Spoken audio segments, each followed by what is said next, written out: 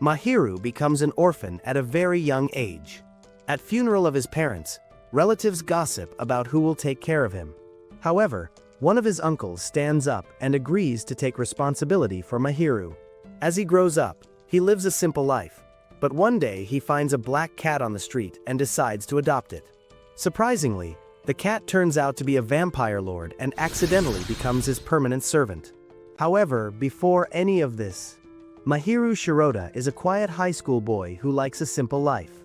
He hates trouble and avoids complicated situations whenever he can. He believes that doing nothing often creates more problems later, so he usually chooses the option that feels less troublesome in the long run. One evening, while walking home, he finds a small black cat left alone on the street. He thinks that ignoring it will make him regret it later, so he decides to take the cat home and care for it. At that moment, he does not realize that this small decision is about to change his entire life. The next morning at school, Mahiru's class discusses plans for their upcoming school festival. Everyone tries to decide who should handle each task. A green-haired boy named Sakuya Watanuki suddenly suggests that Mahiru should take charge of the costumes. A gentle-looking brown-haired boy named Koyuki speaks up and says that Mahiru already has responsibility for the food stalls, so they should not give him more work. Sakuya does not agree. He says Mahiru lives alone and already handles cooking, cleaning, and sewing by himself, so he is clearly capable. Mahiru enters the classroom while they are still talking and asks how long the discussion will take. He places some homemade cookies on the desk and offers them as samples for the festival menu. When everyone tastes them, they are shocked by how good they are. The cookies are simple but taste like they are made by a professional. Mahiru calmly says that simple things are always the best. The class returns to the costume discussion. Mahiru thinks about it logically and says the job needs someone with sewing skills and free time. He concludes that he himself fits those conditions best. His classmates cheer because he agrees to take on the hardest tasks. Later, while walking home with his friends, Koyuki worries about Mahiru handling so much work alone. Sakuya says Mahiru always ends up doing the jobs no one else wants. Mahiru replies that someone has to do them, and letting people argue would be more troublesome. Sakuya offers to help since he is Mahiru's childhood friend, but Mahiru refuses, saying Sakuya would just make things harder. Even so, his friends promise to help in small ways like shopping. Mahiru doubts they will be useful, but they say he is too strict and that they will support him. Before leaving, Sakuya warns Mahiru to be careful near the station because of rumors about vampires attacking people and draining their blood. Since Sakuya often spreads strange stories, Mahiru ignores the warning. As Mahiru approaches his apartment, he worries about the black cat he rescued, whom he names Kuro. When he opens the door, he notices the television is on. He suspects someone broke in. He sees a white-haired boy eating his food and gets angry. Mahiru grabs a broom and tries to hit him, but the boy easily avoids the attack. When the boy turns around, Mahiru feels fear and asks what kind of creature he is. The boy calmly says Mahiru is quite violent. Mahiru attacks again but trips and pulls open the curtain, letting sunlight fill the room. The white-haired boy suddenly turns into the black cat. The cat then reveals that he is actually a vampire. He explains that he is not evil, just lonely and tired. Mahiru panics, grabs him, and threatens to throw him outside into the sunlight. The vampire begs him to stop, saying sunlight will kill him. He complains that humans are cruel. Mahiru remembers Sakuya's warning and asks if the vampire plans to drink his blood. The vampire says that drinking blood is too troublesome and asks if anyone ever told Mahiru that he thinks too much. He explains that he only needs to stay until night and asks Mahiru not to say his name while he is in human form. Mahiru says he does not know the vampire's real name and only called him Kuro because he thought he was a cat. When Mahiru says the name Kuro, a strange chain appears around Mahiru's wrist and connects to a collar on Kuro. Kuro sighs and calls Mahiru foolish. He explains that he is a servamp, a servant vampire who must obey his master and can only drink his master's blood. The chain means they are under a temporary contract. If Kuro does not drink Mahiru's blood within 24 hours, the contract will disappear. Mahiru decides the simplest solution is to throw Kuro out before that time passes. However, the chain prevents them from moving far apart. Mahiru drags Kuro back inside and tells him to stop making a mess. Kuro insults him and says his parents must be disappointed. Then he realizes Mahiru lives alone and asks about his family. Mahiru explains that his mother died in an accident and his uncle raised him. Kuro understands why Mahiru helped a stray cat and calls him an idiot for being kind. Later, Mahiru goes out with Kuro because the chain forces them to stay close. When Mahiru tells his friends that the cat is actually a vampire, they laugh and think he is exhausted. Suddenly, a strange pink-haired man appears and introduces himself loudly. His name is Belkia. He gets angry because people ignore him. Panic spreads and everyone runs away. Belkia reveals himself as a vampire and attacks Mahiru's friends. Kuro is pulled toward Belkia because only he can fight him. Belkia bites one of the boys and demands that Mahiru hand over Kuro. Kuro transforms into his human form and attacks Belkia, and then tells Mahiru to run. In an alley, Mahiru begs Kuro to help because innocent people will die. Kuro refuses, saying he is tired and hates acting when others refuse to do anything themselves. Mahiru tells Kuro to run away alone if that is how he feels. At that moment, Belkia prepares to kill Mahiru's friends. Mahiru jumps in front of him without thinking. Time seems to slow as Mahiru realizes that the world moves forward because someone always chooses to act. Belkia attacks, but Kuro steps in and takes the hit, just like Mahiru's uncle once protected him. Mahiru understands that he and Kuro must be that someone now. He offers his arm and forms a true contract with Kuro. Kuro accepts, calling Mahiru troublesome. Mahiru orders Kuro to defeat Belkia. With one powerful attack, Kuro overwhelms him. When Kuro prepares to finish him, Mahiru stops him, choosing responsibility over revenge. Belkia collapses and turns into a doll but continues talking. He explains he serves another vampire named Tsubaki, who hates lazy vampires like Kuro. Kuro collapses from exhaustion soon after. Mahiru also falls unconscious. In the distance, another vampire watches and laughs, hinting that greater dangers are coming. Mahiru wakes up the next morning in his own bedroom. He feels confused because he does not remember how he returned home. For a moment, he believes everything that happened the night before is only a dream. He sees the black cat sleeping beside him and lifts it into his arms. Suddenly, the cat complains and tells him to stop disturbing him because he is in the middle of a good dream. The cat even says that Mahiru finally worked as a comfortable pillow. At that moment, Mahiru realizes the truth. Everything that happened was real. The vampire, the fight, and the contract are not dreams at all. Later that day, Mahiru rushes into his classroom in a panic. He immediately looks for Sakuya and asks him about Ryuci. Sakuya puts on a serious and sad face and says that Ryuci did not survive. Mahiru is shocked and freezes in fear. Just then, Ryuci walks into the classroom like nothing happened. Mahiru quickly understands that Sakuya is joking in a cruel way. Angry and relieved at the same time, Mahiru grabs Sakuya and puts him in a headlock, scolding him for making such jokes. After calming down, Mahiru asks Ryuci if his neck injury is serious. Ryuci replies that the doctor said it was only a small injury caused by a car accident. He explains that the car barely touched him. Mahiru is stunned by this explanation and tells them that they were attacked by a vampire the night before. Koyuki laughs and says Mahiru is starting to sound like Sakuya with his strange stories. Ryuci adds that he was not even in an accident yesterday.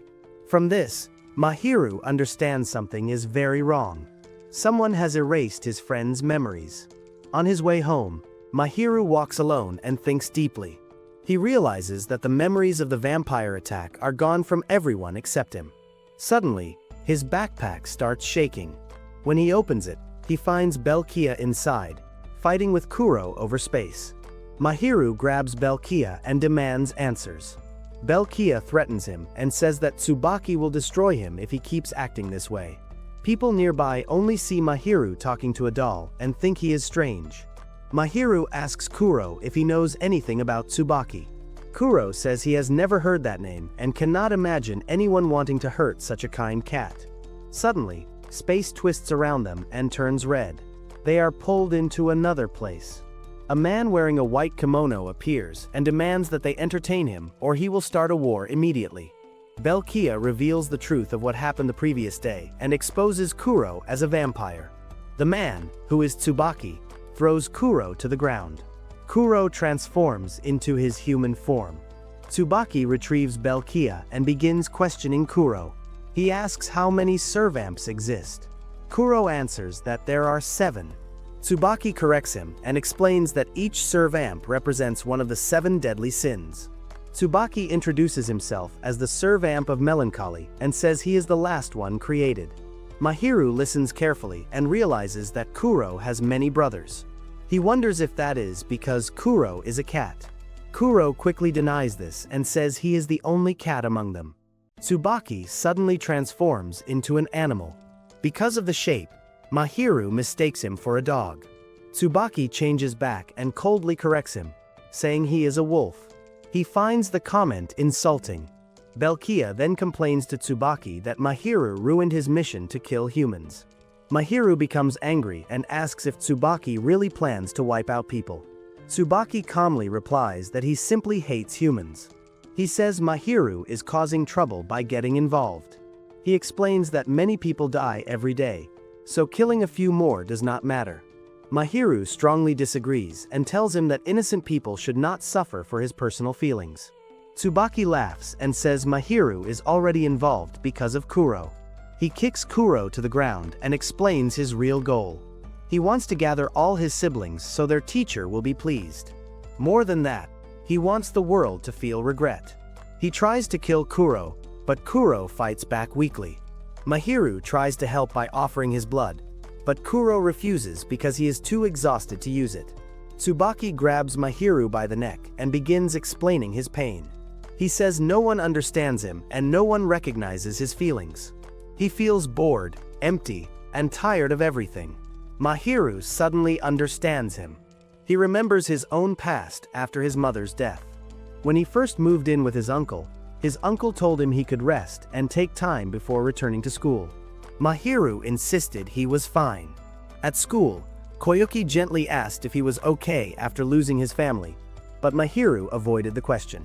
Ryusei invited him to play soccer, but Mahiru went straight home. That evening, his uncle found him lying on the floor, empty and motionless. Mahiru said everyone was kind, yet he felt nothing and wanted to do nothing. His uncle told him that he needed to name his feelings to face them properly. Mahiru repeats those words to Tsubaki. He explains that Tsubaki feels empty because he avoids facing his emotions. He says that running from feelings only creates misunderstanding and pain. Tsubaki pauses and admits that Mahiru might be right. Still, he claims that starting a war is his way of communicating with the world. Mahiru warns him that he will stop him if he tries anything. Mahiru says all Tsubaki needs is a name, and then Tsubaki would be bound to obey. Tsubaki reacts violently and tries to kill Mahiru. Kuro jumps in front of him and protects him. Suddenly, Mahiru and Kuro are transported back to an alley near the subway store. A black-haired boy named Arijuan appears. He is the servamp of envy. He orders Mahiru and Kuro to come with him. With no choice, they follow him to his mansion. Mahiru is surprised by how large the place is. Misono quickly gets tired and sits down, and a chair appears instantly. Mahiru is confused since they only walked for a few minutes. A voice explains that Misono has a weak body. Mahiru looks around and realizes the voice comes from a butterfly sitting on Misono's hair. Misono shoots it away, and the butterfly transforms into a handsome man. The man introduces himself in an overly friendly way, making Misono angry. Misono hits him and introduces him as Lily, the servamp of lust. Inside the mansion, Misono suddenly locks Mahiru and Kuro in a room. He demands that they become his servants to defeat Tsubaki. Mahiru refuses. Lily attacks them under Misono's orders. Mahiru escapes with Kuro in cat form but ends up in the yard. There, Mahiru sees many children and wrongly assumes they are Lily's children, and he also criticizes Lily for being irresponsible. Lily corrects him and explains that they are subclasses. Subclasses are vampires created by servamps. He explains that Tsubaki has already killed several of them. Misono arrives and explains that this is why he needs Mahiru's help. Mahiru understands the misunderstanding and agrees to help Misono as a friend. On the way home, Mahiru meets Sakuya. Sakuya notices the cat and asks about it. Mahiru says it is just a normal cat. Sakuya senses something is off but trusts him. He reminds Mahiru that he will always be there for him. They buy matching wristbands as a symbol of friendship. As they part ways, danger silently approaches Sakuya from the shadows. The next morning, Mahiru meets with Kuro and Misono as planned. Misono immediately asks Mahiru whether he already has a weapon. The question confuses Mahiru, and he realizes that even now, he understands very little about the vampire world. Seeing his confusion, Misono turns toward Kuro and mocks him, saying that nothing useful can be expected from the servamp of sloth. Kuro responds lazily and says that instead of talking about difficult things, they should just admire how cute his cat form is. Both Mahiru and Misono tell him to stop avoiding the topic and do his job properly. Kuro then asks Mahiru a serious question. He asks whether Mahiru truly wants a weapon. Mahiru thinks carefully and answers that if having a weapon allows him to protect the people he cares about, then he wants one. Hearing this, Kuro finally agrees to give him a weapon. He tells Mahiru to close his eyes. Mahiru tries to ask for an explanation, but Kuro ignores him and proceeds. In the next instant, Mahiru is no longer standing where he was. He finds himself inside a strange and dreamlike space. A small doll with a stitched mouth appears before him. The doll introduces itself as a part of Kuro and explains that it manages Kuro's power. It guides Mahiru toward a large pile of gift boxes. The doll warns him that once he chooses a gift, he can never change it. It also explains that the wrapping of the gift represents Mahiru's true nature as a person. Mahiru looks at all the options and chooses the simplest wrapping without hesitation. When he opens it, a broom appears in his hands. In the next moment, he returns to reality. Everyone looks at the broom in silence. Kuro smiles and says he is not surprised at all, since the first thing Mahiru ever tried to do was hit him with a broom. Soon after, a mark shaped like a broom appears on Mahiru's wrist. Mahiru thinks about hiding it under the wristband Sakuya gave him. Elsewhere, Tsubaki and Belkia are sitting calmly in a restaurant. Suddenly, Sakuya enters while carrying an unconscious body. The people inside panic and run away. It is then revealed that Sakuya is actually a subclass vampire serving Tsubaki. Tsubaki asks him whether he is no longer afraid of his classmates discovering the truth. Sakuya replies that he does not care anymore. He says he hates liars and feels betrayed by Mahiru, who hid the truth about Kuro from him. Back with Mahiru, he struggles to use his new weapon. Misono points out that Mahiru cannot fight anyone until he learns how to control his power. Mahiru asks Kuro if there is an easy way to use the broom. Kuro answers lazily and tells him to call him again once he figures it out himself. Lily then steps in and suggests that Mahiru should think clearly about why he wants power in the first place. He explains that Kuro lacks motivation because Mahiru himself is uncertain. Mahiru notices Lily's strange behavior and assumes it might be related to Misono's hidden desires. Misono quickly denies this and says Lily's actions are simply part of his nature. After this, Mahiru reflects deeply. He remembers that his desire for power comes from his wish to protect his friends. He turns to Misono and says he will introduce his friends to him one day. Misono rejects the idea and says they are only connected by their shared enemy, Tsubaki. Mahiru disagrees and says he sees no reason why people important to him cannot also matter to others. Mahiru declares that he wants to protect everything he cares about, and anyone who threatens that will be defeated by his power.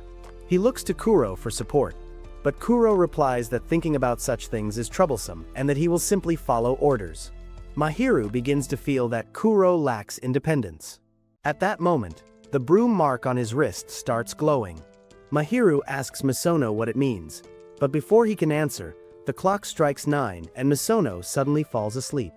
Lily explains that Misono always falls asleep at that hour. Later at school, Mahiru grows worried because Sakuya has been absent for several days. He tries calling Sakuya's house but gets no response. Concerned, Mahiru tells his friends that he will go check on him. On the way, Mahiru stops at a convenience store and buys food. As he exits, Kuro tries to steal it, but Mahiru stops him and says the food is for Sakuya.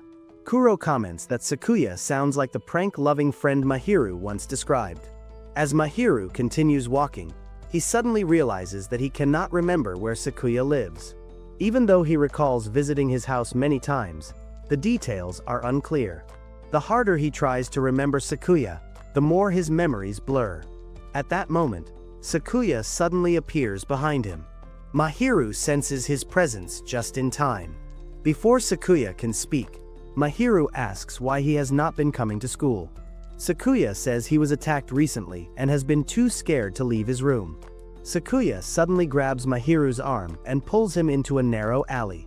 It quickly becomes clear that this is a trap. Ropes fall from the sky and bind both Mahiru and Kuro.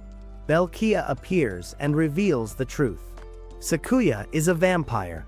Sakuya challenges Mahiru and claims that some of his memories could be fake. Mahiru refuses to believe that his best friend is not human. Belkia attacks and Kuro protects Mahiru by taking the hit. Sakuya admits that he wishes everything were a lie, but the truth is that he is a vampire. He regrets that Mahiru found Kuro because that choice forced him to lie. Mahiru says he acted to protect everyone, but Sakuya says he can no longer trust him. He hates liars more than anything. Mahiru looks at Kuro, hoping he will drink his blood and fix the situation. Kuro explains that drinking blood now is useless because vampire strength comes from determination, and Mahiru's resolve is weak. Suddenly, the ropes binding Mahiru are cut. Misono arrives to help. A fight begins. Sakuya underestimates Misono, believing an Eve is powerless without his servamp. Belkia tries to trap Misono, but Misono reveals his plan and shows Mahiru how to properly use his weapon. A chair appears and traps Belkia. Lily pretends to kill him, and Misono explains that enemies caught between him and Lily loses consciousness. After defeating Belkia, they prepare to fight Sakuya, but Mahiru stops them. He says Sakuya is still his friend. Suddenly, Belkia rises again like a puppet and cuts off Lily's leg. Using the chaos, Sakuya injures Misono. Lily shields Misono with his remaining strength. Sakuya admits he never intended to deceive them but reveals he did not come alone. A girl named Ota Jairai appears and controls people like puppets using strings. Tsubaki watches from afar, interested only in seeing Mahiru's despair. Sakuya threatens Mahiru with a knife and says he originally just wanted to spend time together. Now, he plans to kill him. A green-haired girl whispers to Sakuya, making him hesitate. Kuro recovers and tells Mahiru to run, but Mahiru refuses. He summons his weapon and attacks Sakuya repeatedly. However, his resolve shakes, and his broom begins to fade, showing that his heart is still uncertain. Inside Kuro's body, the strange doll that controls his power begins blaming him for everything that is happening. The doll says that Mahiru's mental state is breaking because Kuro entered his life. It claims that if Kuro had never met Mahiru, none of this chaos would exist. According to the doll, whenever Kuro gets involved with humans, the world always ends up damaged. These words shake Kuro deeply. He feels responsible for Mahiru's pain and confusion. At that moment, Mahiru's negative emotions overflow through the contract.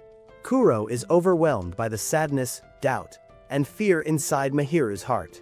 In desperation, Kuro forces himself to drink Mahiru's blood to protect him. However, Mahiru's blood is filled with emotional poison instead of strong resolve.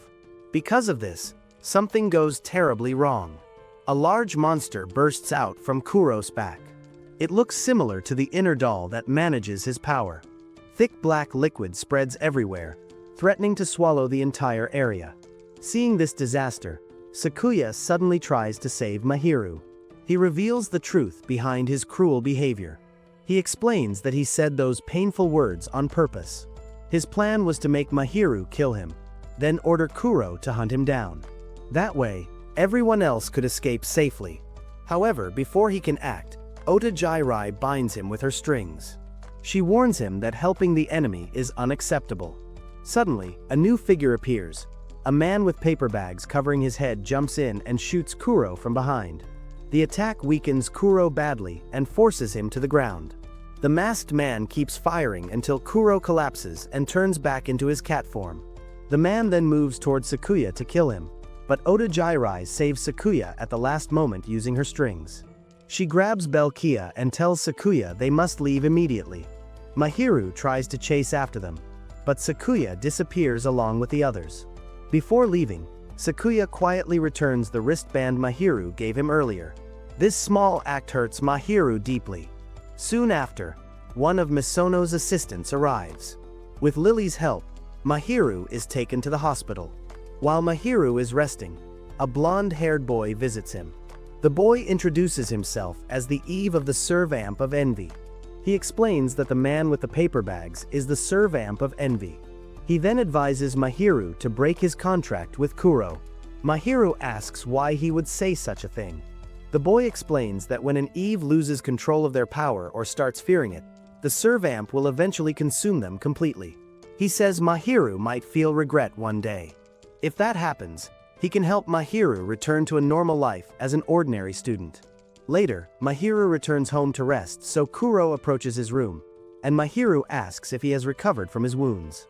Kuro replies that vampire healing is fast and he is already fine. Then Kuro quietly asks if Mahiru regrets letting him into his life. Mahiru is too tired to answer and only asks Kuro to let him sleep.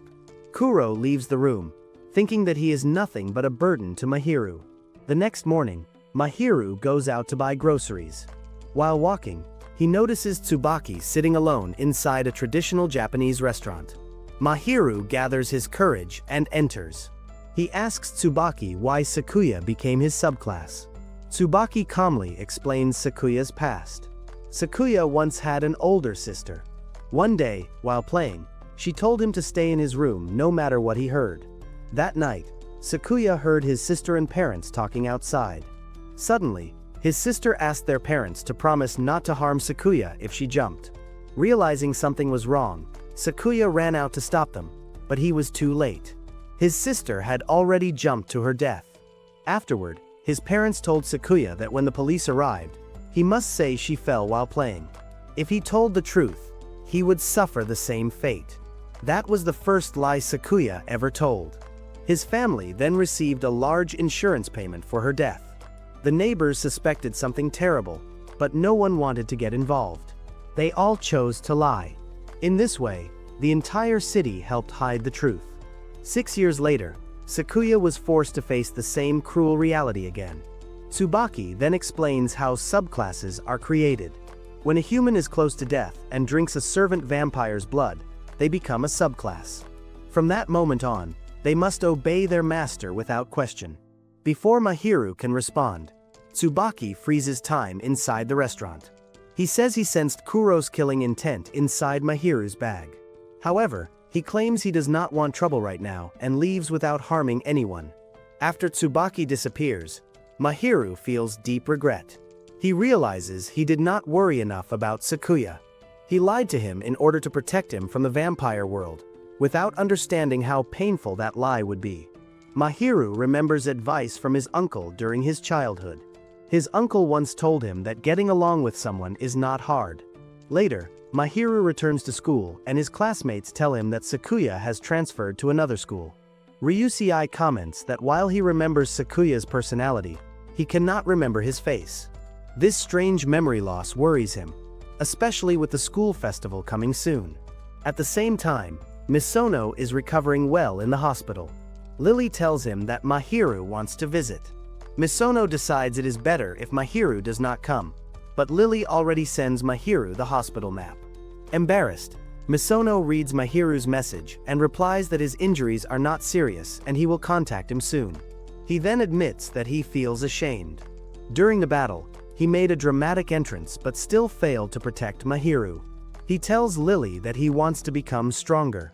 The day of the school festival arrives and Sakuya appears in disguise and walks through the area. His old classmates pass by without recognizing him. Just as he turns away, he sees a sign saying they are waiting for him. Suddenly, a flying cat crashes into his face. Mahiru runs toward him right after.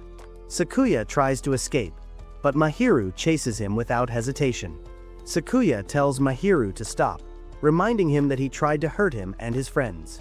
Mahiru replies that he knows Misono was not badly injured and that Sakuya originally tried to save him. Sakuya insists they are enemies now, but Mahiru says that no matter what, he still sees him as a friend. Sakuya finally reveals the truth that their childhood friendship was fake, and they have only known each other for 1 year, also everything before that was a created memory. Mahiru listens calmly and says that even 1 year was meaningful and fun. Sakuya says he can never return to a normal life because he is no longer human. Suddenly, Sakuya jumps off the building. Without thinking, Mahiru jumps after him. Just before they hit the ground, Mahiru summons his broom. The two of them fly through the air, though Mahiru struggles to control it. They crash through trees and land roughly, but both survive. On the ground, the tension between them slowly fades. Sakuya opens up about his guilt. He believed he should have died instead of his sister.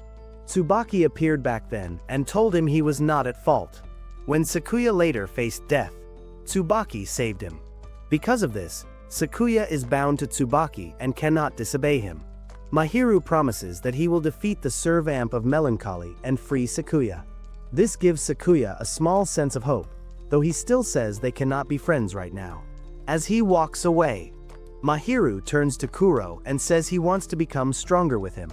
He wants to fight together and end Tsubaki's control. As Sakuya disappears into the crowd, he reflects on the time he spent with Mahiru. For the first time in a long while, he feels truly grateful. Mahiru found him at the moment he needed someone the most. The very next morning at Mahiru's house, a strange letter arrives for him.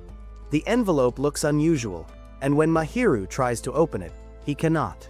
He feels confused but also curious. Wanting help, he hands the letter to Kuro.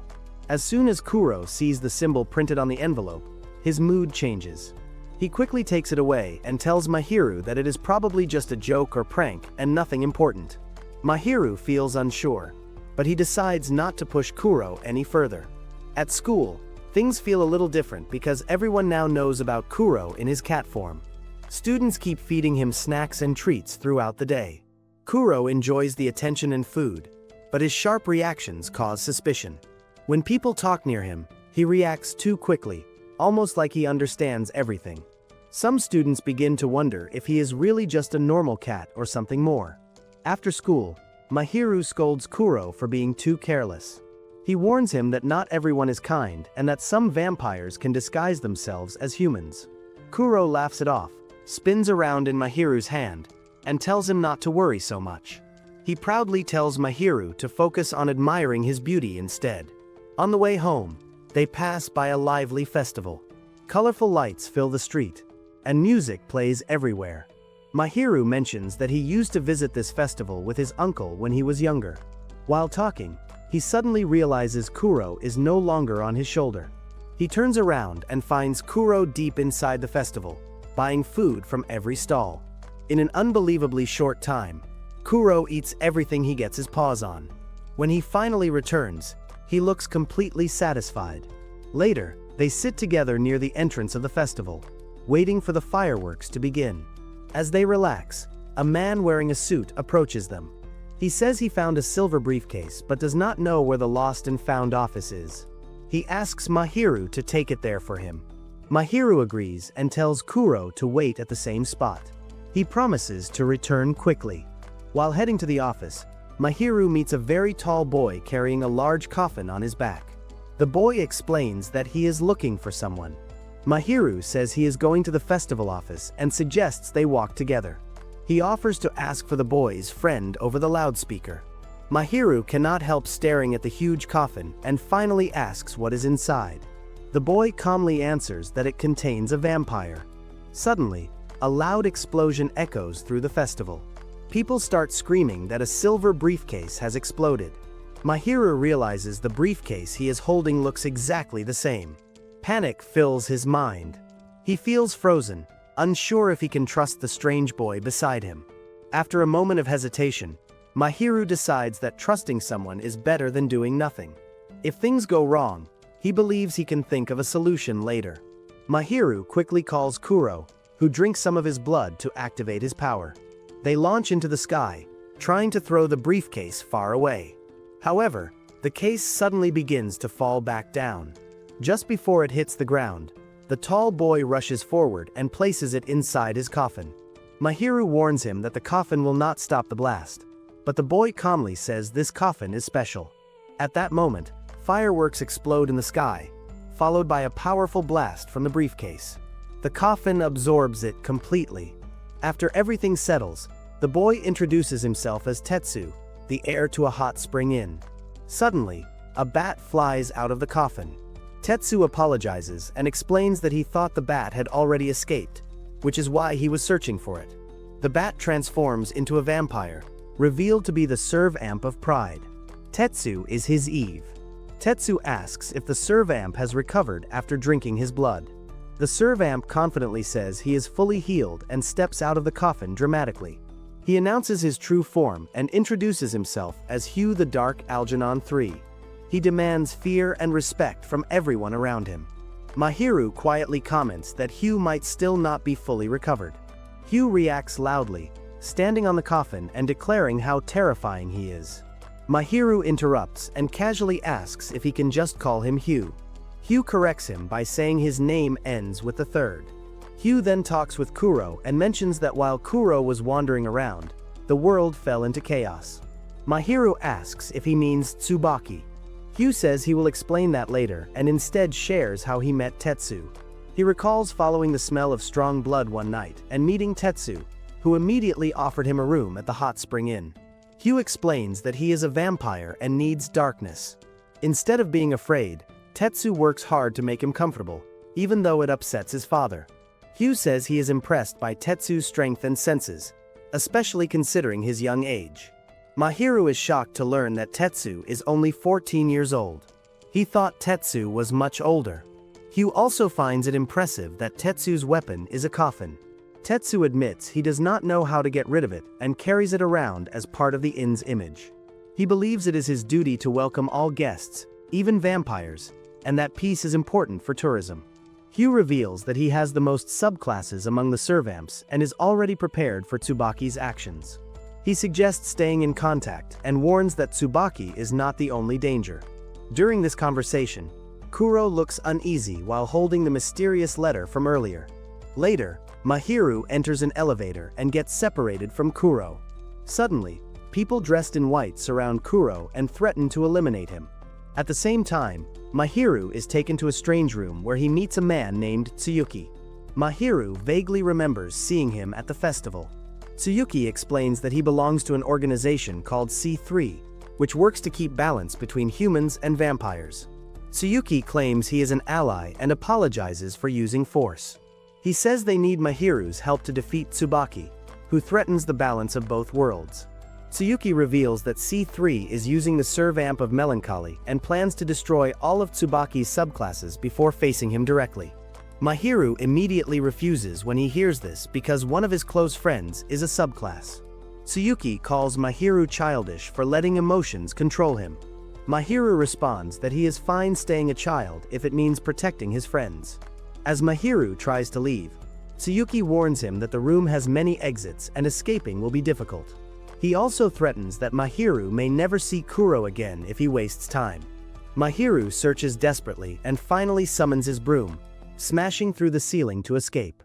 Tsuyuki admits that this was the only possible way out and warns Mahiru not to trust vampires, calling Kuro nothing more than a monster. Mahiru disagrees. He believes Tsuyuki only thinks that way because he has never lived with vampires. To Mahiru, they are loyal and capable of kindness. He rushes to where Kuro is surrounded and rescues him using the flying broom. As they soar over the city, Mahiru reflects that helping someone does not always need a reason, but hatred always has one. He wants to understand why Tsubaki became the way he is. Suddenly, Mahiru loses control of the broom and starts falling, while Kuro sarcastically comments that confidence means nothing if Mahiru cannot even steer properly. Meanwhile, Mahiru and Misono stay at Tetsu's hot spring inn to collect information about Tsubaki and his plans. They hope the calm place helps them think clearly and prepare for what is coming. Mahiru suggests that Misono should speak with the Eve of Envy to gain more knowledge, but Misono immediately refuses. He does not trust that person and believes it would only cause more trouble. After some time, Hugh arrives with new information. He says there is movement nearby and asks Mahiru to investigate it. Mahiru accepts and heads out with Kuro. Soon, one of Hugh's subordinates contacts them and reports that a strange young man dressed in black, with wing-like shapes on his back, is causing trouble in the area. Mahiru quickly finds the suspicious person. He notices that the boy is carrying a small cage. Inside, it is a hedgehog that looks distressed, almost as if it is crying for help. Instead of confronting him right away, Mahiru decides to follow him quietly to understand what is really going on. While following, Mahiru asks Kuro if he has any subclasses who could gather information for them. Kuro replies that he has none. He says creating subclasses is too much trouble. Kuro explains that subclasses are made when a servant gives blood to a human who is close to death. But at that moment, it is unclear whether the human truly wants to live or not. Because of that, the process feels dirty and painful to him. He dislikes forcing life onto someone who may not want it. That is why he avoids having subclasses at all. Mahiru is surprised by this honesty. Kuro rarely talks about his own thoughts or feelings. Kuro then changes the topic and asks Mahiru if he really plans to face the suspicious boy alone. Mahiru answers calmly that he is not alone. There are two of them. Even if Kuro's help does not always change everything, Mahiru still wants to wait until Kuro feels ready to trust him more. Also, Tetsu is just a high school student, and Misono is still recovering from his injuries. So Mahiru feels it is his responsibility to handle this situation himself. Mahiru runs into the alley where the boy went, but he quickly realizes the boy sensed him long before. Suddenly, the black-haired boy appears sitting on top of a piano that seems to come from nowhere. He begins to play a melody. The sound presses heavily on Kuro's body, making him feel slow and weighed down. Seeing Kuro struggle, the boy decides Kuro must be a demon and attacks him. The injuries Kuro receives do not heal, which alarms Mahiru. He rushes forward and allows Kuro to drink his blood. With that, Kuro recovers instantly. Mahiru then asks the boy to release the servant he has trapped in the cage. The boy replies coldly that taking the servant away would actually be doing him a favor. At that moment, the hedgehog transforms into a human. He reveals himself as the servamp of greed. He calls the boy with wings his Eve and calls him Angel. Without hesitation, Angel kicks Greed away and yells at him to leave him alone forever. Greed asks why Angel is so cruel, especially since Angel was the one who introduced him in the first place. Angel responds that angels do not need to explain their actions. Watching this exchange, Kuro quietly tells Mahiru that he does not want to deal with Angel anymore. He feels deeply uncomfortable around him and finds him frightening. Mahiru then turns to Greed and says he is glad they found him, because now they could have another ally. Greed laughs at the idea and says he has no intention of helping anyone. He questions why they even need allies at all. Mahiru explains that their goal is to defeat Tsubaki. Greed responds that with Kuro around, Mahiru will just make all the decisions again like before, so there is no reason for him to get involved. The black-haired boy prepares to leave, but Mahiru stops him and insists they should work together. Still, the boy refuses, saying he wants nothing to do with demons, and walks away. Later, Mahiru returns to the inn and shares what happened. On television, they see news revealing that Angel's real name is Licht Todoroki, a world-famous pianist. Mahiru explains that Licht is actually Greed's Eve. Hugh reacts with concern. He says that if this is true, Licht's life is in danger. Hugh explains that Greed has a habit of discarding his Eves once he grows bored. He is the only servamp who does this because he is completely corrupted. Hugh advises them to stay far away from Greed. Elsewhere, Tsubaki meets with a powerful company executive. His calm words and hidden smile suggest he is planning something dangerous. Later, Mahiru attends Licht's concert, hoping to learn more. He finds that the entire hall is reserved for a private company. While wandering outside, Licht's manager notices him and kindly allows him to watch from a special room. While observing through a window, Mahiru spots one of Tsubaki's subclasses nearby. Realizing something is wrong, he asks where the main performance is being held. When he rushes into the hall and opens the door, he is shocked. Every person in the audience is one of Tsubaki's subclasses. Even worse, they have already been defeated by Greed. Greed notices Mahiru and comments that he arrived too late for the first song. Licht finishes playing and becomes angry at Greed for making noise during his performance. He kicks Greed, but this time Greed hits back. Mahiru warns Greed to be careful because Licht is human. Greed explains that Eves are much stronger than normal humans, so it is not a problem. If Licht could not endure it, he would not deserve to be Greed's Eve. Suddenly, Greed punches Mahiru and sends him flying. Kuro steps in and softens the impact so Mahiru is not badly hurt. Greed then begins telling a story from the past. Long ago, 7 vampire siblings lived together peacefully. That peace ended when the organization C3 sent them a letter ordering them to kill someone. The siblings voted on what to do. Greed, wrath, and gluttony voted against it. Pride, lust, and envy voted in favor. The final decision was left to the eldest sibling, Sloth, Kuro. As Greed speaks, Mahiru feels a frightening hostility coming from Kuro. He is too afraid to look at him. Greed mocks Mahiru, saying Kuro does not want him to know the truth. He warns that Kuro can kill even while asleep. At that moment, Kuro loses control and attacks Greed. Meanwhile, Belkia reports to Tsubaki that all of their subclasses were destroyed and that he barely escaped. Tsubaki apologizes to his followers and admits it was a mistake to act without waiting for Higan. Tsubaki is seen crying, mourning the loss of their companions.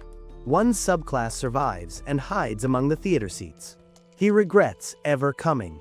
He remembers how happy the weaker subclasses were to finally be given a mission by Tsubaki.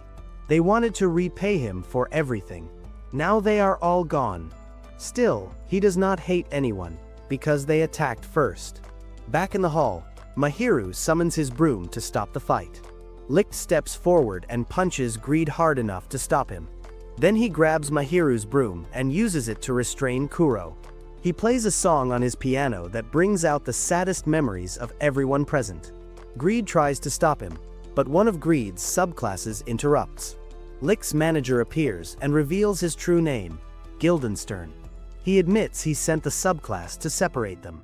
Everyone then realizes a subclass of Tsubaki is still hiding. Greed moves to kill him, but Mahiru stops him. He says the boy does not want to fight. Greed decides to let him go and leaves. Mahiru approaches the boy, who thanks him and introduces himself as Lilac. Mahiru tells him he will stay with them for now. Later, Greed is on his way home when something sudden happens. Tsubaki appears without warning and attacks him. Before Greed can react properly, Tsubaki pulls him into his strange personal world, trapping him there. Greed is badly hurt and cannot escape. At the same time, Mahiru meets with Misono and Tetsu to explain everything that happened at Licht's concert. As soon as Mahiru finishes, Misono gets angry and scolds him for acting on his own without discussing it with the group first. Mahiru feels embarrassed and admits that he only went because he was curious. He never expected a serious fight to break out. Still, he points out that he managed to bring back one of Tsubaki's subclasses, Lilac, which could be useful. Tetsu laughs and calls Mahiru Big Brother, joking that Mahiru did so much while Misono only slipped in the bathroom. Misono is offended and snaps back, saying he is the same age as Mahiru and deserves respect too. The mood becomes tense again when Misono says he does not trust Lilac at all. He believes Lilac could be pretending to be weak and suggests tying him up so he cannot escape. Tetsu and Hugh move closer to Lilac, ready to question him by force. Mahiru quickly stops them. He believes there is no need to interrogate Lilac because Tsubaki will definitely come for him. Misono says Mahiru is being too naive. Mahiru explains his reasoning. The last time they fought Tsubaki, he personally showed up to save Belkia. That proves Tsubaki cares deeply about his subclasses. Misono finds this hard to believe and says someone like Tsubaki cannot feel that kind of care. Mahiru looks to Kuro, hoping he will support him, but Kuro looks troubled and quietly leaves the room. Mahiru follows him and finds him standing under a bridge, acting strangely. Mahiru realizes that ever since Kuro argued with Greed, he has been thinking a lot about the past. Mahiru wants to understand, so he finally asks what Greed meant at the theater. Kuro's expression suddenly changes in a dark and unsettling way. Feeling the tension, Mahiru decides not to push further and asks Kuro to come back with him. Instead of answering, Kuro turns into his cat form. Mahiru turns away and begins thinking deeply. He reflects on the idea of resolve and courage, but then realizes the truth. What he feels right now is fear. He is afraid of Kuro and of what he might learn. All he can do is wait until Kuro is ready to speak on his own. The next morning, Mahiru notices Kuro is not in his bed. Feeling worried, he searches the inn. When he opens Kuro's room, he finds him curled up in a corner in his cat form. At that moment, Mahiru receives a call from Licht's manager, asking if there is any news about Greed. Mahiru answers honestly and says they have heard nothing. Elsewhere, Licht is suffering badly without Greed. Greed warned him that being separated for too long could kill him, but Licht did not take it seriously. Now his body is weak, and he can barely stand. Suddenly, a red-haired man appears and attacks him. As Licht struggles, memories from his childhood come back. As a child, he dreams of sharing music with the world, flying freely in the sky, and talking to animals. When Greed enters his life, those impossible dreams somehow become real. From that moment on, Licht gains a new dream. He wants to make everything he imagines come true. He realizes that his strongest weapon is his imagination. Back in the present, Licht asks the red-haired man who he is. The man replies that he is a subordinate of Tsubaki. When Licht asks about Greed, the man says Greed is probably already defeated and imprisoned by Tsubaki. The man shows Licht a photo of Greed on his phone. Licht coldly says he does not care what happens to that annoying hedgehog. At that moment, the red-haired man, Higan, releases his power. A huge fiery storm rises into the sky. Mahiru notices the strange light from far away and immediately knows something is wrong. He tells Kuro they must go help right now. Kuro suggests calling the others first, but Mahiru refuses. They do not have time. When they arrive, Mahiru calls out to summon Kuro. However, when Kuro tries to take his human form, something goes wrong. His body twists and collapses into a black crystal orb. Higan becomes interested when he sees this and moves toward Mahiru. Before he can attack, Licht steps in and blocks him. Licht summons his piano and protects Mahiru and Kuro's orb. A fierce battle begins. Mahiru watches helplessly and feels useless. He realizes he cannot help Licht at all and is only slowing him down.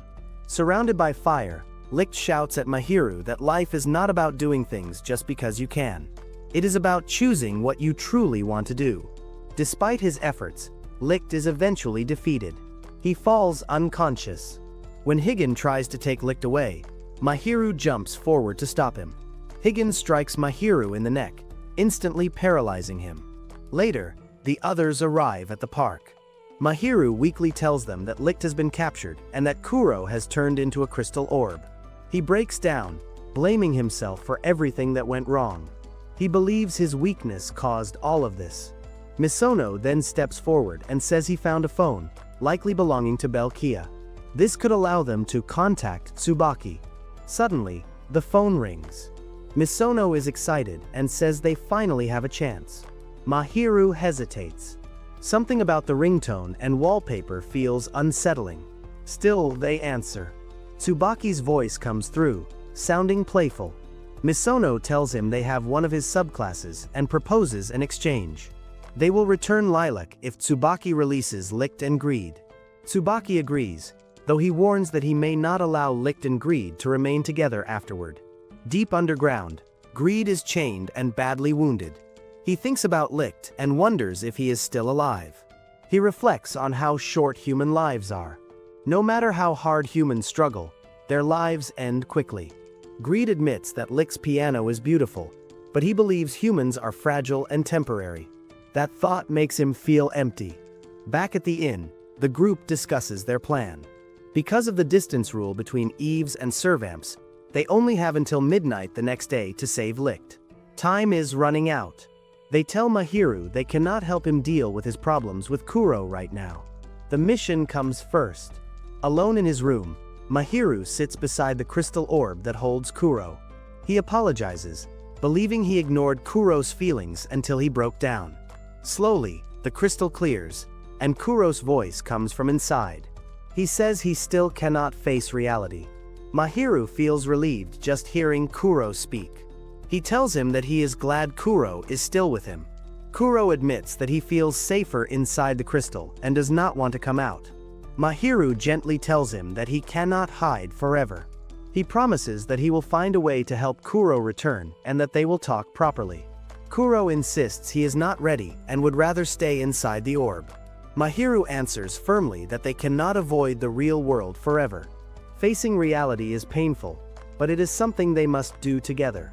Later, Mahiru tells everyone that he can see Kuro trapped inside the sphere. The others cannot see him at all.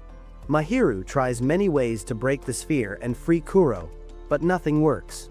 After some time, Licht's manager comes to the inn. Mahiru tells him that Licht has been kidnapped. He explains that he tried to save Licht, but in the end, Licht protected him instead. Everyone then sits together to think of a plan to save Licht and Greed before midnight. Before making the final plan, Mahiru says that they should free Lilac once the boys are safe. Tsubaki's subordinate is shocked and says Mahiru does not need to go that far for him.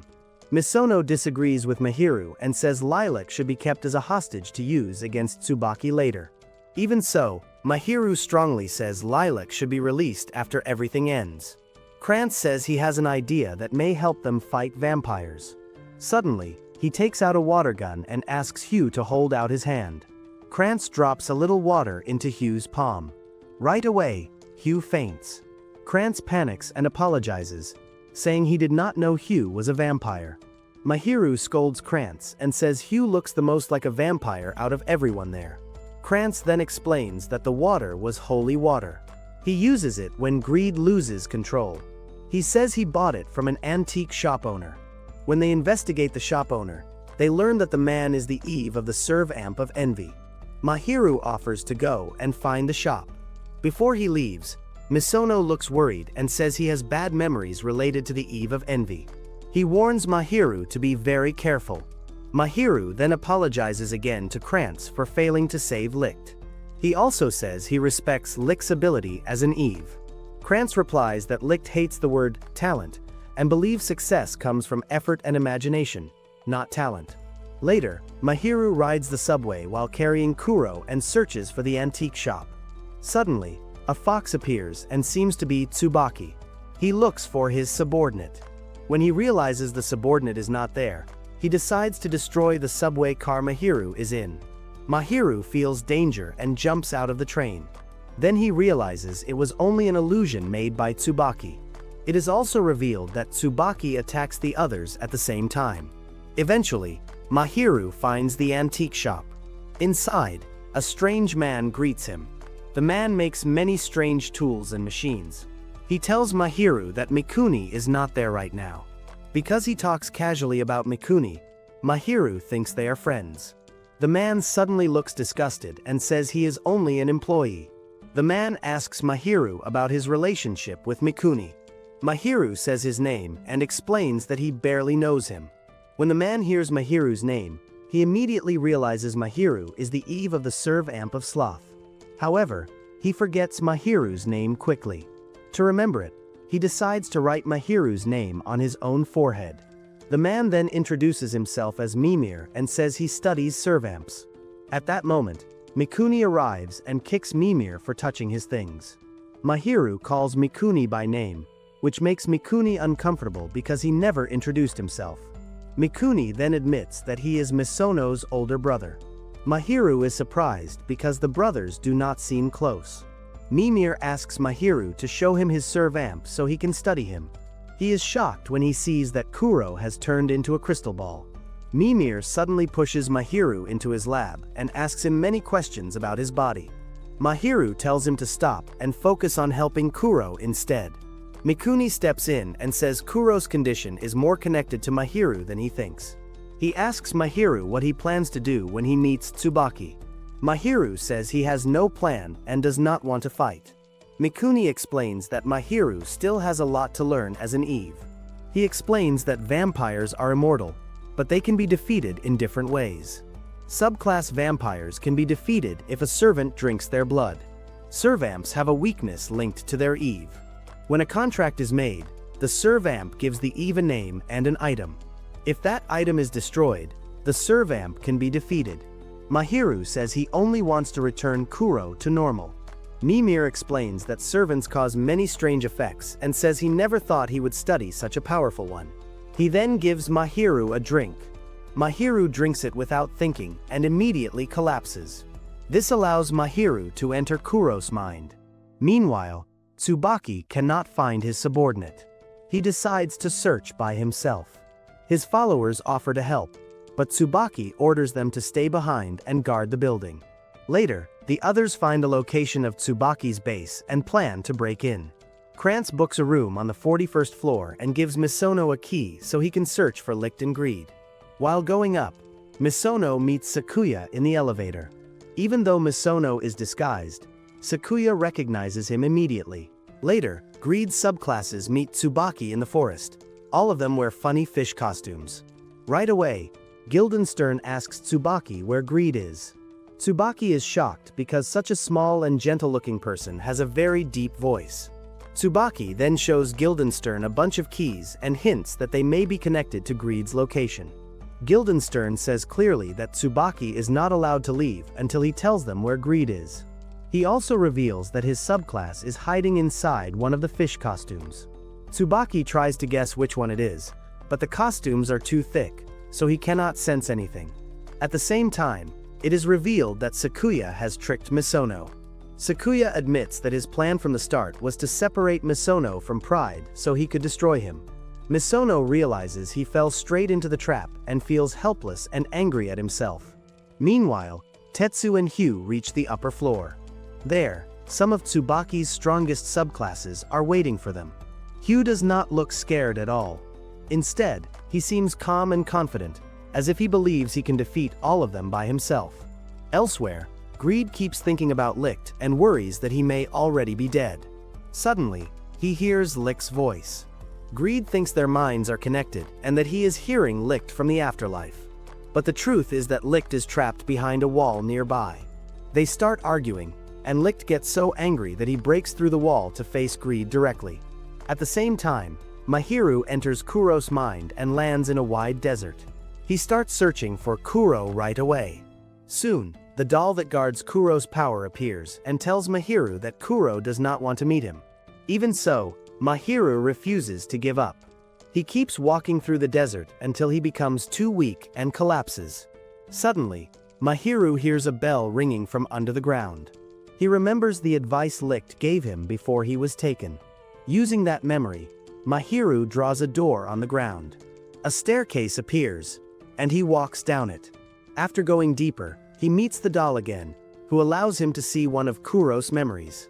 Mahiru sees the past, when the 7 servants gather together. They are discussing an order from C3 that says their creator must be killed because he may become a danger to humans. If the creator makes more beings like them, the world could fall into chaos. The servants cannot agree, so the final choice is given to the oldest brother. Sloth says he will take responsibility and end their creator's life. Greed becomes furious and shouts at him, unable to accept the decision. Mahiru watches as Kuro walks toward the door of their creator and speaks to him quietly. Mahiru cannot hear what is said. Just before he can see what happens next, vines cover his eyes and block his view. At that moment, Kuro's biggest fear is not punishment, but disappointing Mahiru. Later, when the action is taken, none of the other servants stop him. Because of that, none of them have the right to blame him either. After this, the servants go their separate ways and never meet again. Suddenly, Mahiru finds himself in a long hallway filled with locked doors. The Power Guardian appears again, surprised that Mahiru has come so far. He asks Mahiru to turn back because Kuro truly does not want to be seen. Mahiru ignores the warning and opens the door where Kuro is hiding. Inside, Mahiru finds Kuro drowning in regret. Kuro is full of guilt and doubt about his past and desperately wants someone to tell him that he did not make the wrong choice. Mahiru listens and tells Kuro that he believes in him. He says the past cannot be erased, but the pain must be carried forward. He also promises that he will always stay by Kuro's side. Hearing these words, Kuro finally feels relief. He turns into a small, weak-looking cat. Mahiru gently holds him and says he hates complicated things, which is why he chose a cat as his partner. From now on, Kuro can call Mahiru's name whenever he needs help. Somewhere else, Greed's past is slowly revealed. Before Licht, Greed once had another Eve. She was a very famous woman at the top of the entertainment world. Even though she was his Eve, she tried to keep Greed hidden and stayed far away from him as much as possible. Greed warned her that staying too distant was dangerous. He told her that accidents could happen and asked her to be careful. One day, when she was going to attend a piano concert, Greed noticed Licht's existence for the first time. Soon after that, Greed saw shocking news on television. His Eve had died in a terrible accident. Back in the present, Licht is clearly angry with Greed. He says he does not fully understand immortality, but he knows one thing. If Greed ever becomes a danger, it will be Licht's duty to destroy him. Greed replies calmly that if that is true, then Licht should kill him before he turns into a threat. He adds that to the world, his life has no special value. Licht snaps back and tells him not to pull him down to his level. Meanwhile, Hugh and the others feel the ground shaking from the intense battle between Licht and Greed. During the fight, Greed starts to feel tired and assumes Licht must be even worse. Suddenly, Licht kicks Greed hard in the face. Seeing Greed badly hurt, Licht tells him to stop fighting before he gets destroyed. Greed says that this is exactly why he hates Licht. He says Licht is always thinking and talking but never moving forward. He claims that everyone in this world is nothing more than a side character. Licht strongly disagrees. He says that may have been true before, but meeting Greed changed things. He adds that Greed talks nonsense all the time and does not even have a name. Licht reminds him that a person's value comes from effort. Since Greed never tries, he has no right to judge himself or others. Greed finally loses control. All his hidden pain and fear burst out. Suddenly, they are pulled into Greed's memories. Greed once lived peacefully with his Eve named Ophelia, who was a princess from a faraway kingdom. One day, news arrives that war is about to begin near the borders. Because of this, Ophelia is told she must marry someone from a neighboring country to stop the war. Greed asks her to run away with him and chase her dreams together. Ophelia refuses. She wants to become a symbol of peace for both nations.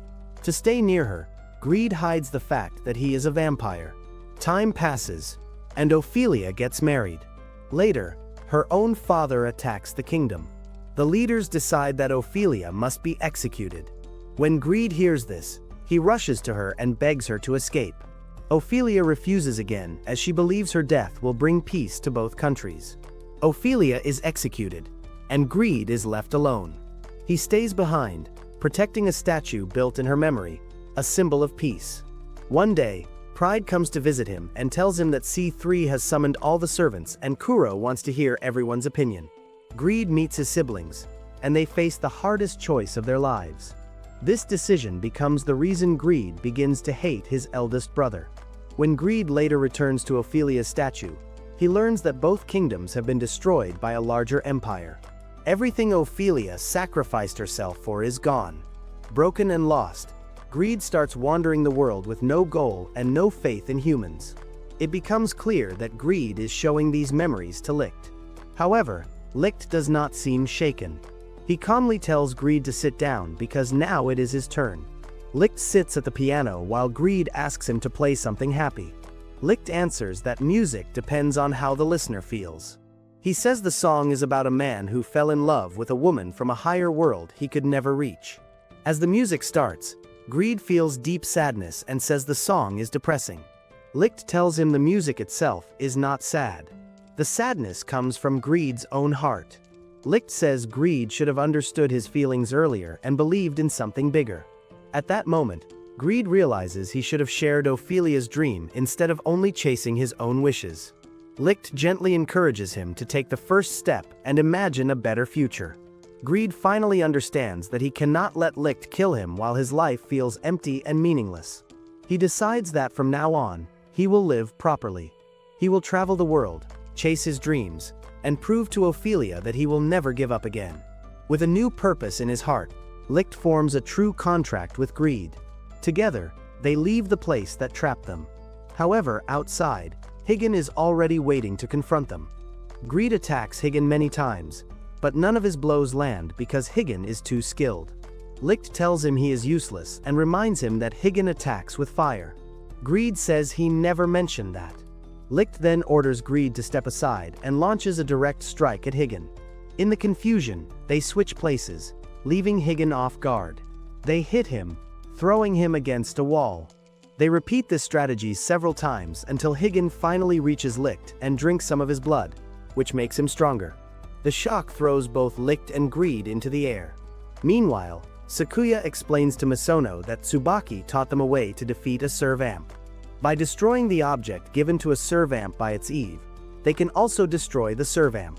Sakuya goes straight for the clock around Lily's neck and uses a sword given by Tsubaki that can nullify servamp powers.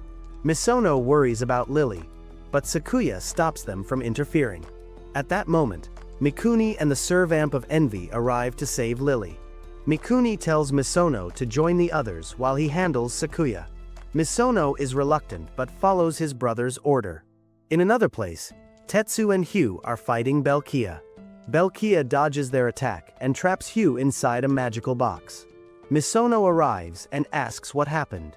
Tetsu says he doesn't know, Hugh just disappeared. Misono demands to know where Hugh is, but Belkia explains that magic stops working once you know the trick. Tsubaki's subordinates confront Tetsu, and he asks Misono what to do. Just as Misono is about to say they should retreat, Mahiru appears riding a giant lion, which is actually Kuro. Mahiru faces the subordinates, showing how much stronger he has become, impressing everyone. Higgin notices his allies are cornered by the giant lion and decides it is time to finish the fight. Greed, seeing Kuro back in his original form, feels confident and attacks Higgin. Higgin strikes Greed in the stomach, knocking the air out of him, then grabs Licht by the hair and warns him to stay still or he will kill his Eve. He even burns Licht with a cigarette, reminding him that humans live very short lives. Higgin explains that before Tsubaki controlled him, he wandered the world without purpose, hurting others. Now, because he follows Tsubaki's orders, he can kill without guilt. Licht tells him to stop hiding behind Tsubaki's orders and pretending to be selfless. Licht draws a piano on his arm with his own blood and plays a note. The sound resonates in Higgin's body, stunning him. Greed seizes the chance and attacks, finally defeating Higgin. After the fight, Licht and the others gather to rest and think. They discover that Lilac had been inside the coffin Tetsu carries all along. They still do not know where Hugh is, which worries Tetsu. Kuro thanks Greed for never forgiving him because it helped him overcome regret. Greed says it is pointless to dwell on the past. They have things to do now. Mahiru asks Greed if he has a new name. Greed shyly says they can still call him Greed, because Licht would get mad if he hears it. Mahiru insists he should say it now, or it will be more embarrassing later. Greed then shows a collar with his new name engraved, Hyde. Kuro teases him, saying it looks like a last-minute gift. Hyde replies that he does not want to hear complaints from someone who received a random bell as a present. Everyone laughs, happy to see the moment. However, Lilac, watching from a distance, grabs the collar and scolds Hyde, saying he does not deserve to smile because he caused the death of his friends and will never be forgiven. At that moment, Tsubaki appears and meets Lilac, asking him to hand over the collar. At that moment, Licht wants to confront Tsubaki, but Greed stops him. He knows how strong Tsubaki is and doesn't want Licht to get hurt. So, he asks Kuro to recover his treasure instead. Then, Tetsu asks Tsubaki where Hugh is. Tsubaki explains that Belkia's magic sends people to their counterparts box, which is how the Pride Servamp ended up there. However, he doesn't say what he did to Hugh. Mahiru asks Tsubaki about his goal. Tsubaki says he wants to fulfill his master's wish and fix the chaotic world left behind. He also claims he is the only one who can destroy the servamps. Suddenly, he throws Greed's collar into the air and slices it in half. Hyde, injured, releases a huge burst of wind that turns into a storm. Licht struggles to reach Greed, while Kuro fights Tsubaki to stop him from harming Greed further. Tsubaki notices that Kuro was the only one his master ever met. He asks Kuro if he ever talked about his master. Kuro says no and asks why he was made the 8th servamp. Tsubaki tells him he should have asked while he had the chance. Meanwhile, Licht finally reaches Greed, who is in his porcupine form, and carries him away. Tetsu and the others retreat too, except Mahiru, who stays to look for Kuro. Kuro wants to handle things differently this time because he regrets what he did to his creator. He tells Tsubaki they shouldn't fight but talk. Tsubaki refuses, absorbs Greed's energy, and spreads it across the city, causing thorns to fall onto the streets where humans can see them. While looking for Kuro, Mahiru meets Mikuni, who tells him to leave the fight to the servamp of Sloth. Mahiru refuses, saying that servants are partners to the Eves and must stand by them. Mikuni thinks about it and lets him go. Tsubaki corners Kuro, but Mahiru arrives to stop him from being hurt. Tsubaki then aims at Mahiru, and Kuro instinctively transforms into a giant lion. Elsewhere, a big rock falls toward Licht, but the C3 organization saves him. Their sorcerers surround the area. Tetsu finds Hugh, who is unconscious. Sakuya rushes to the battle. Kuro corners Tsubaki, ready to strike, but Mahiru stops him. Tsubaki attacks Mahiru, but Sakuya blocks it. He admits he can't take sides but doesn't want Mahiru to die. This makes Tsubaki laugh uncontrollably. Kuro tries to finish the fight, but Mahiru blocks him, touching Tsubaki deeply. A keyhole appears in Tsubaki's chest. Mahiru's weapon transforms into a key, and he inserts it. Instantly, Mahiru is transported into Tsubaki's old memories. Tsubaki remembers his siblings not visiting, wondering if they would accept him. He sees his master trying to create more beings and wonders if he was not enough. On a summer day, his brother Sloth burned the village and killed their master, despite Tsubaki's pleas. After that, Tsubaki followed his master's wishes, believing trust and kindness were meaningless. Memory and reality merge, and Tsubaki sees Mahiru as a simple villager. Just as he is about to strike, Kuro pulls him back. Tsubaki attacks with porcupine-like thorns, and Kuro shields Mahiru, telling him to retreat. Mahiru stays and blocks the thorns. Kuro realizes the people around him are troublesome, but he likes having Mahiru as a partner. Mahiru reaches Tsubaki and, instead of fighting, hugs him. This disables all of Tsubaki's defenses. Mahiru then returns to the others, where Misono greets him with a smile. Tsubaki escapes, taking Sakuya and healing the wound Mahiru caused. Tsubaki, conscious again, asks Sakuya to tell his subclasses to live freely and forget him. Finally, life returns to normal for the servamps and their Eves. They recover from the battle with Tsubaki, leaving conflict behind. Thanks for watching till the end, my fellow men of cultures. If you liked the video, make sure to subscribe the channel for more anime recaps.